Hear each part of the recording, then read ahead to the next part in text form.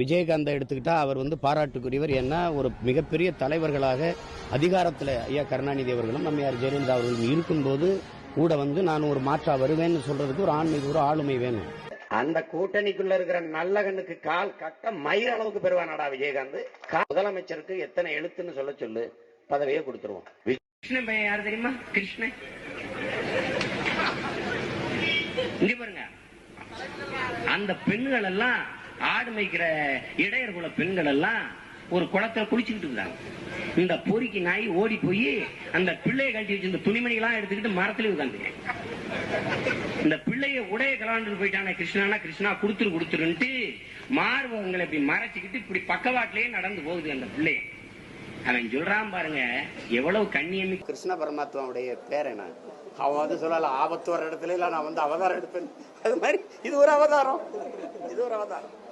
அநீதி அக்கிரம இடத்துல நான் மாயோனுடைய வாரிசு, நான் நிற்பேன். இருக்கு இந்தியாவிலேயே அதிக சம்பளம் வாங்குற நடிகர் தமிழ்நாட்டில் அவர் தான் முதன்மையான நடிகர். உண்மையிலே பார்த்தா அவர் தான் இப்போதைக்கு சூப்பர் ஸ்டார்.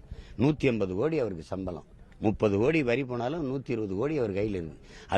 அதை பொருள்படுத்தாமல் வர்றாருன்னா சரி, வரவேற்க வேண்டியதுதான். தமிழர்களுக்கு நிறைய கோடிக்கணக்கான பிரச்சனை இருக்கு, அதில் போராடுறதுக்கு நிறைய தலைமைகள் கட்சிகள் தேவைப்படுது. அவருக்கு இன்னைக்கும் மதிப்பு இருக்கு. What bro, it's very wrong bro, it's very wrong.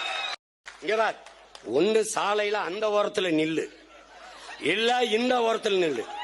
நீ நடுவான நின்னா லாரி அடிச்சு செத்து போயிருவா. பாத்து, நான் நடுநிலை. வணக்கம்.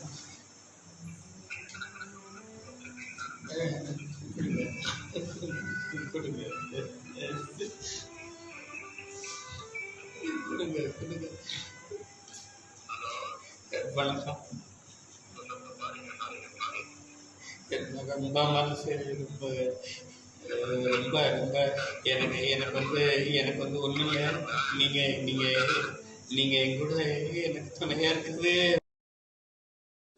எல்லாரையும் படிக்க வச்சுட்டார் ஐயா கருணாநிதி. திராவிடம் ஐயா ஸ்டாலினை படிக்க வைக்கலையே ஒழுங்கா.